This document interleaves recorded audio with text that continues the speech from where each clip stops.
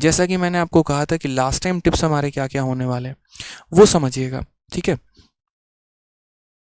ठीक है, तो आप यहाँ करेंगे सर लास्ट टाइम हो गया टिप्स के बारे में कि लास्ट टाइम टिप्स क्या हो गया। सबसे पहला यहाँ पर मेरे भाई, ठीक है, यूट्यूब जो है वो बंद कर देना। ठीक है, यूट्यूब के नोटिफिकेशन तो सीधा मेरे भाई बंद मारना। किसने क्या कहा, किसके बारे में क्या कहा, ठीक है, किसकी लुगाई किसके साथ भागी, किसका किसके साथ रिश्ता हो गया, सब खत्म। ठीक है, हाँ जी बिल्कुल, सारा, कोई मतलब नहीं रहता किससे क्या कहना है क्या नहीं कहना है, किसने किसी के बारे में क्या बोल दिया, क्या कंट्रोवर्सी चल रहा है, आपके लिए ये कोई मैटर नहीं करता है। आपका पेपर है। मैंने ये बात मोटिवेशन के लिए कहा था, लेकिन मुझे नहीं पता था कि ये इस तरीके से यहाँ पर चीज़ें हो जाएंगी कि इससे आपको परेशानी होगी और लोग आपको और परेशान करेंगे।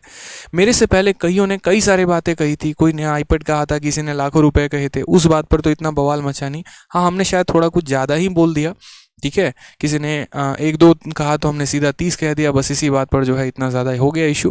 क्योंकि जब तक एक दो था तो कोई इशू नहीं था, हमारे कहने पर ज़्यादा इशू हो गए, चलिए कोई बात नहीं। तो इसका आपको कोई मतलब नहीं बनता है, आपको इससे कोई ध्यान नहीं रखना है, ठीक है, कोई मतलब आपको नहीं रखना है। कोई बोले भी ना कि फलाने की वीडियो आई है चल के देख ले, 2 थप्पड़ मार के भगाना उसको पास से, यहाँ कहना निकल जल्दी, यहाँ पे मेंस का पेपर है, सुनेंगे नहीं तेरी बात यहाँ पे, ठीक है, कोई मतलब नहीं बनता। मत आओ मेरे सपोर्ट में, ज़रूरत नहीं है, ठीक है, मैं बता रहा हूँ, ऐसा नहीं है कि मुझे ज़रूरत नहीं है, ठीक है, बस अभी आपका पेपर है, पेपर हो जाएगा तो मिलके यहाँ पर जो है ना चलेंगे घूमने, कोई टेंशन नहीं। बट अभी कोई ज़रूरत नहीं है यूट्यूब पर बकैती ना देखना है, ना किसी का कमेंट करना है, ना कुछ करना है, हटाओ, ख़त्म करो यहाँ पे। दूसरा पॉइंट यहाँ पर जो है लास्ट टाइम में, वो यहाँ पर सबसे पहले ये है कि मॉक टेस्ट, दबा कर मॉक टेस्ट दो, जितना मॉक टेस्ट दे सकते हो ना उतना दबा कर मॉक टेस्ट दो, ठीक है। बढ़िया बढ़िया कंपनीज है, बढ़िया बढ़िया आपको जो है मॉक टेस्ट वो दे रही हैं, दबा कर दीजिए मॉक टेस्ट। अब सिर्फ मॉक टेस्ट नहीं देना है आपको, इस मॉक टेस्ट में जितनी भी गलतियां होंगी उनके ऊपर बढ़िया से तरीके से एनालिसिस करेंगे आप, जितना हो सकता है उतना प्रॉपर तरीके से एनालिसिस करिए। जैसे मान लीजिए मैंने मॉक टेस्ट दिया, मैथ्स हो गया, इंग्लिश हो गया, रीजनिंग हो गया, जीएस हो गया, सबके हैं।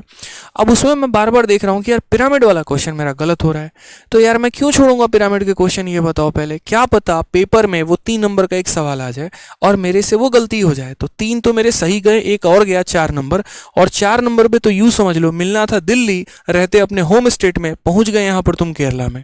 अब ऐसा नहीं है कि केरला खराब स्टेट है, बहुत शानदार स्टेट है, मैं घूम कर आया हूं, लेकिन वहां आप हैबिचुएटेड नहीं है तो आप रह नहीं पाएंगे। समझ रहे हैं मेरी बात को यहाँ पर, तो वो एक एक सवाल आपके लिए बहुत महत्वपूर्ण होने वाला है।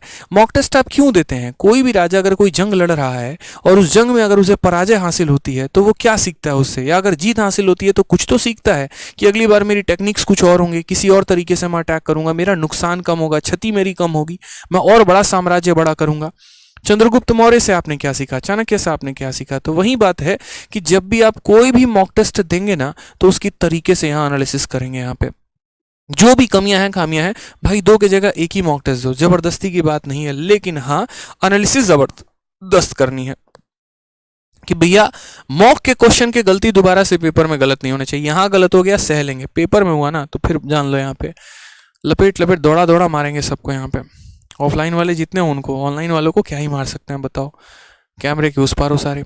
उसके बाद अगर हम यहाँ बात कर लेते हैं तो चलो, जैसे हो गया आपने यूट्यूब देख लिया, आपने यहाँ मॉक टेस्ट का जो है यूट्यूब बंद कर दिया अपना, और यूट्यूब के साथ साथ है ना एक और चीज़ काम करना मेरे भाई, भगवान के लिए प्लीज़, ठीक है, यहाँ पे भगवान के लिए मैं बता रहा हूँ, ये व्हाट्सअप फेसबुक और उसको सबको टाटा बाय बाय बोल दो अभी कुछ दिन के लिए, ठीक है, कुछ दिन के लिए मात्र, यहाँ पर 1 हफ्ते बचे हुए हैं, ठीक है, उसको भी बोल दो कि पढ़ लो, और तुम भी पढ़ लो, हमें भी पढ़ने दो यहाँ पर।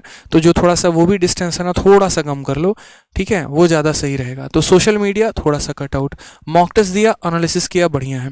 नेक्स्ट पॉइंट यहाँ पर रिवीजन।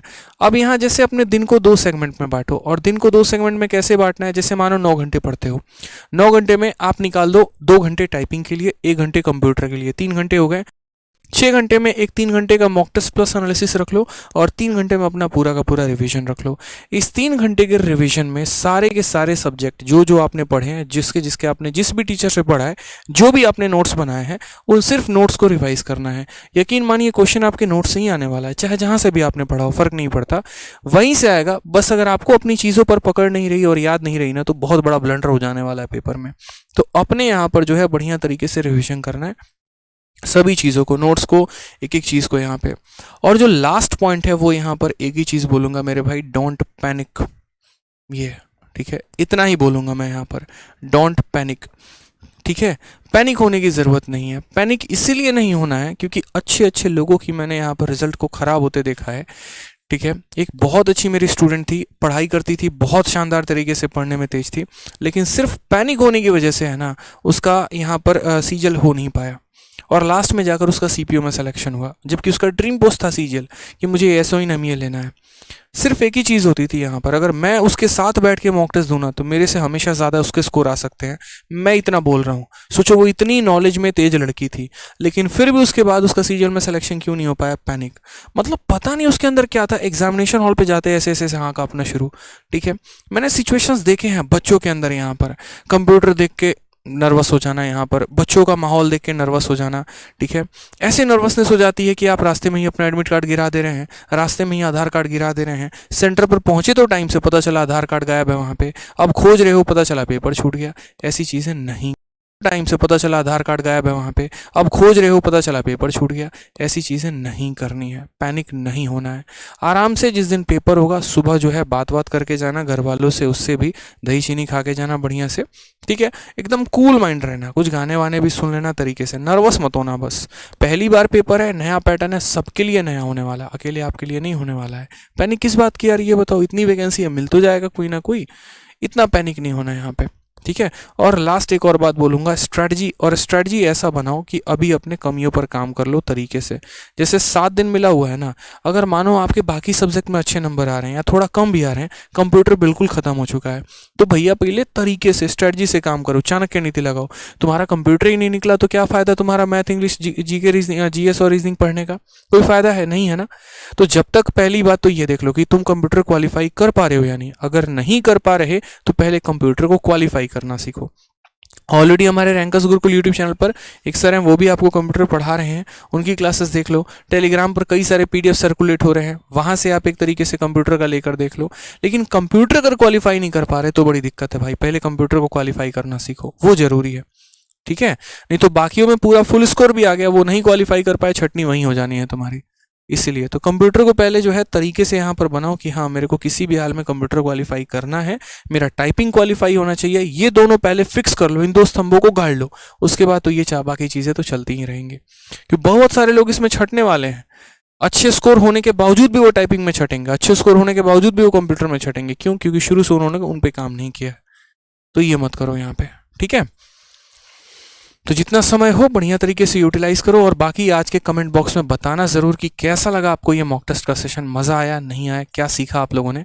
ठीक है, और 15,000 लाइक तो पहुंचा ही देना वीडियो पे, जितने बच्चे बाद में भी ये वीडियो देख रहे होंगे। ठीक है, कम से कम 15,000, ज़्यादा नहीं। ठीक है, चलो खुश रहो, मस्त रहो, ध्यान रखो। Love you all, take care, bye.